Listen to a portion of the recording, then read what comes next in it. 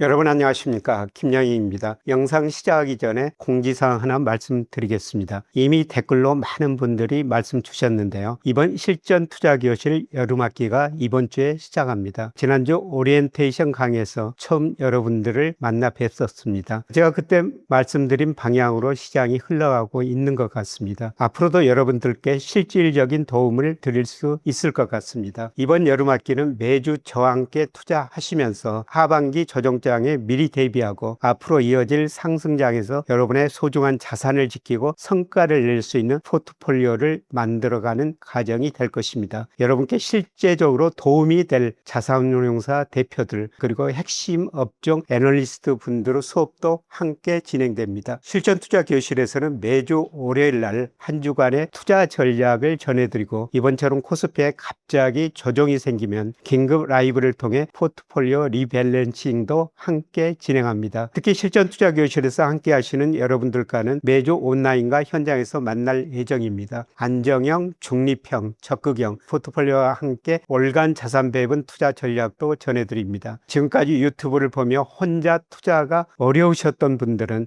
저와 함께 실전투자 교실에서 다가올 기회를 미리 준비하셨으면 좋겠습니다. 꼭 필요하신 분들은 고정 댓글을 통해 참여 가능하시니 확인 부탁드립니다. 그럼 실전투자 교실에서 매주 여러분들을 만나 뵙게 될 날을 기대합니다. 고맙습니다. 수업은 오늘 시작합니다. 자세한 내용은 아래 고정 댓글을 확인해 주시기 바랍니다.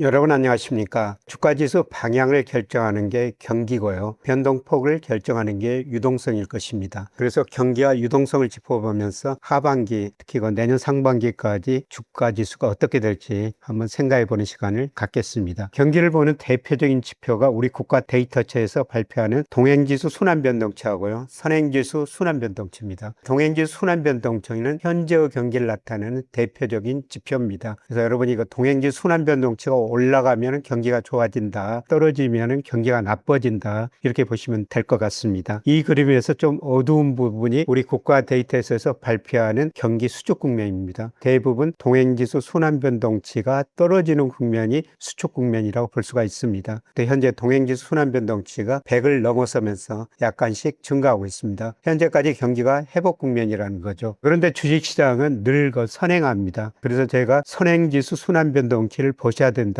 이런 말씀을 여러분한테 계속 드리고 있죠. 선행지수가 올라갈 때는 주식 비중을 가감히 늘리시고 축소될 때는 주식 비중을 줄이셔야 된다는 겁니다. 그런데 이 선행지수 순환변동치가 2023년 4월을 저점으로 올라가다 잠깐 조정을 보이다가 올 6월까지 굉장히 빠른 속도로 올라갔습니다. 주가도 6월까지 큰 폭으로 상승했죠. 문제는 앞으로인데요. 제가 선행지수하고 동행지수 순환변동치 차이를 보면서 주식시장 리스크를 점검합니다. 선행지수하고 동행지수 순환변동치 차이가 커질수록 한마디로 금융하고 실물하고 괴리가 벌어지고 있다, 그런 의미가 되겠습니다. 선행지수에 코스피가 들어갑니다. 동행지수는 거의 실물 지표예요. 그래서 이 차이가 커지면 특히 코스피가 많이 올랐다, 실물에 비해서 가대평가됐다, 그렇게 해석해도 될 것 같습니다. 올 6월 보니까요, 선행지수 순환변동치하고 동행지수 순환변동 차이가 5.4%입니다. 제가 98년부터 그림을 그려놨는데요, 이후 최고치입니다. 그만큼 주가가 실물에 비해서 많이 올랐다, 이렇게 볼 수가 있습니다. 앞으로 이게 줄어들 텐데요. 줄어들려면 동행지수 순환변동치가 올라가든지 혹은 선행지수 순환변동치가 떨어져야 됩니다. 동행지수 순환변동치 좀 올라갈 가능성이 높습니다. 그러나 제가 보기에는 앞으로 선행지수 순환변동치가 떨어지면서 이 갭이 축소될 거라고 보고 있습니다. 코스피가 선행지수에 들어가는데요. 7월에 선행지수에 들어가는 코스피가 급락을 했었죠. 아마 이 차이를 줄일 수 있는 가장 중요한 요인이 되지 않을까, 이렇게 보고 있습니다. 여러분한테 여러 번 말씀드렸습니다만 한국은행에서 실험적 통계로 발표하는 뉴스 심리지수가 선행지수 순환변동치에 선행합니다. 그런데 이게 3월을 정점으로 하락하다 6월에 잠깐 반등했다가 7월 다시 하락하고 있습니다. 이거로 보면은 조만간 선행지수 순환변동치가 하락할 것이다. 그러면서 선행지수하고 동행지수 순환변동치 차이가 축소될 때 주가도 조정을 보였다는 것입니다. 그리고 이게 한번 축소되면요, 최소한 1년 이상은 갑니다. 됩니다. 주가가 단기적으로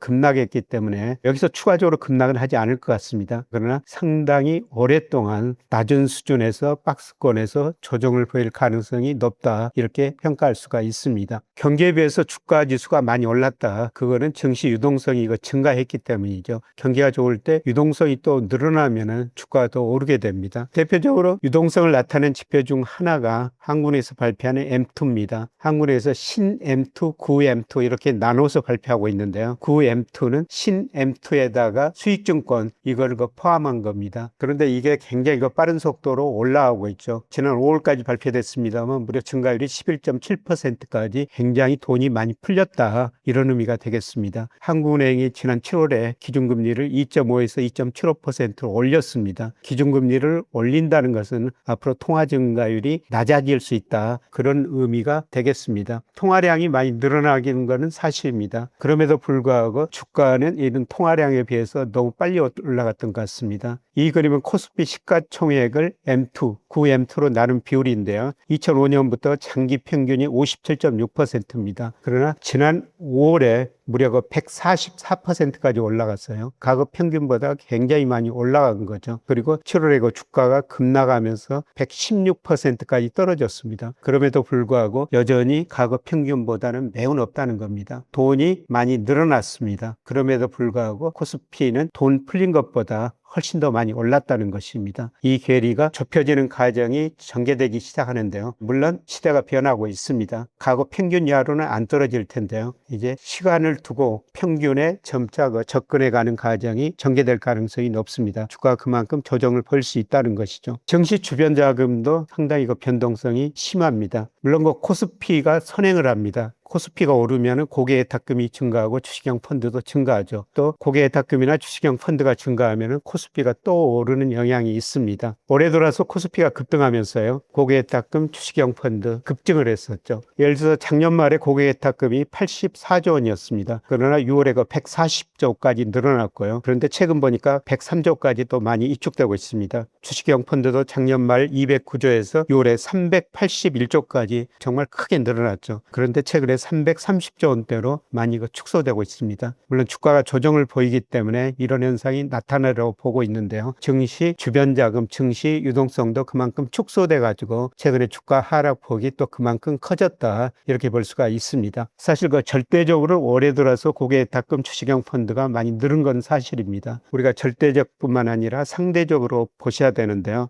고객예탁금과 주식형 펀드 합을 코스피 시가총액으로 나눈 겁니다. 이게 보면은 아직도 장기 평균에서 크게 벗어나지 못하고 있습니다. 고객예탁금하고 주식형 펀드 이 비중이 2007년에 크게 늘어났는데요. 이때는 좀 예외적인 경우입니다. 금리가 떨어지기 시작하니까요, 우리나라 거의 모든 은행이 수익원 다변화시켜야 되겠다, 그러면서 주식형 펀드 캠페인을 했었죠. 140조까지 왔었습니다. 그러면서 주가가 급등했는데요. 그런데 2007년 하반기, 특히 2008년에 미국에서 금융위기가 오면서 주가가 급락하면서 주식형 펀드가 고객예탁금도 급락했었죠. 평균적으로 보면은 과거 평균보다는 약간 낮은 수준이에요. 그래서 올 상반기에 절대적으로는 고객예탁금이나 주식형 펀드가 많이 들어왔지만은 코스피가 많이 오르다 보니까 상대적으로는 그렇게 많이 돈이 들어온 거는 아니다, 이렇게 평가할 수가 있습니다. 다시 말씀드려가지고 지금 이 수준으로는 코스피를 떠받치기가 힘들다. 그만큼 코스피가 오르면서 코스피 시가총액이 올랐다는 것입니다. 문제는 언제 다시 주식형 펀드 고객예탁금이 늘어날 것인가, 이게 중요한 문제가 아닌가 생각되는데요. 그런데 최근 보면은